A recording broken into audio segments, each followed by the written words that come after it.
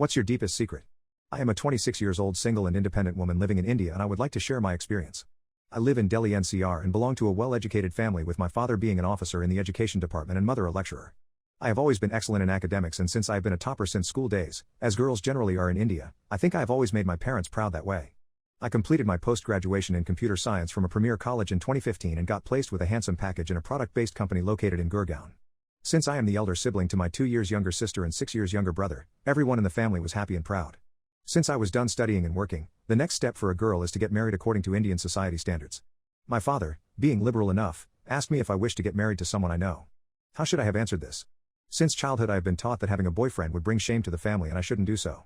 I accepted this and focused only on studies and did what any girl would do, which is work hard to be independent. I am a smart-looking Delhi University girl. Now when I was 24, I was being asked if I had a boyfriend to get married to. I told my father that I didn't have any boyfriend and I would think of marriage after a year. But who would listen to me? My relatives and all the known circles kept on calling my parents to tell them how disrespectful it is for a family to make a marriageable daughter sit at home. My father would get frustrated and shout at me and force me to get married to any prospective groom whose biodatas he had. This was the story of every Saturday and Sunday for 2 years. Then when I turned 25, my father emotionally persuaded me and I agreed to meet this guy. His family lived in a village in Haryana and he was working on a clerical government job in Chandigarh. When we met, I didn't like his looks that much, but I thought maybe I have set too high standards.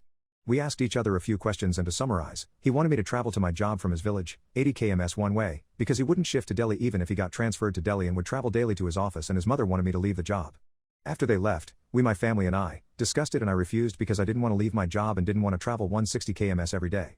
But those boys' family didn't accept our no and kept on calling and convincing my father that the boy would shift to Delhi after his transfer to Delhi. This continued for a year, but I was firm on my no. In the meanwhile, I prepared for a government exam and cleared it. Now when my cousin, 6 months younger, got married, my father became restless and again started the emotional persuasion plus force to convince me to again meet the same boy and say a yes.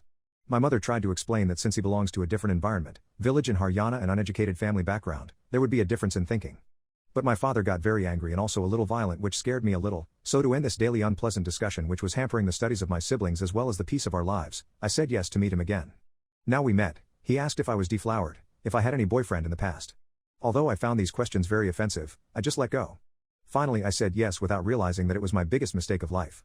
They were in so much hurry for the marriage that they wanted it to happen within 10 days. Before I could realize anything, we got engaged in a week. A day before engagement, the boy called me and told me that he has a Verdaan blessing from the Almighty that whoever will stand next to him will lose his charm nor. Also he advised me to look down during the function and not interact with him, as doing so would be against the culture and would show disrespect to elders. Initially, I thought he was joking, but to my surprise he wasn't. On the day of the function, I was wearing a beautiful flared sleeveless gown and everyone complimented me. Boy's father forced my father to fix a marriage date of 10 days later, but my father refused as it was too soon. In the evening, the boy called me to tell me that he disliked my dress since it was sleeveless. Also he said, "What kind of liar your father is." Initially he agreed to marriage in next 20 days and now he refused. Also, since you are going to enter my house, you will have to follow our rules. You should call my parents Ma and Papa, whereas I would call your parents Uncle and Auntie only. Also you call me Op, whereas I will address you with tu because that's what husbands are supposed to. You are allowed to wear only salwar kameez, no plazo suits, no pants, no sleeveless, no talking to males, no going out of the house without permission, and no meeting with friends. I was shocked and devastated as to what I have done. I felt helpless and trapped as I was engaged to this 29-year-old man with a thinking so low. I asked him what else does he expects. He said, "We said yes to you not because of your job, so it would be better if you leave it. Also we have been searching for a prospective bride since 2 years and rejected hundreds of them. Now that we have got you, you should get married within 10 days, else it would be against Almighty's wish. I am very frustrated and want to get married as soon as possible."